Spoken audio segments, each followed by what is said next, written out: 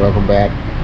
We're on chapter 13 of the saga of building the Titanic out of tiny Legos. We got our parts laid out. We get our boat from over there. There she is in all her glory. Unsunk, unbroke. She ain't his iceberg is right there. So we're gonna get to putting this next little section together, and we'll be back talking about it at the end.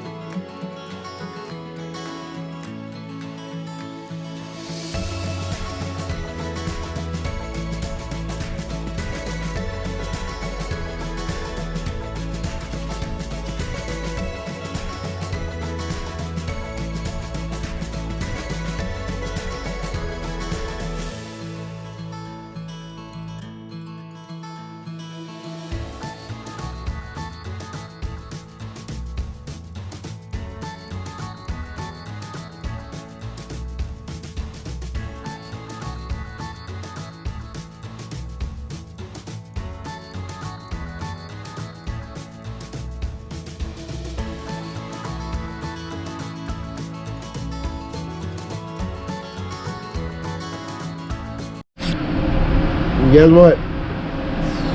It's the end of 13. 13? Yeah, 13. Which was building more of this little pretty fancy stuff on the deck right there.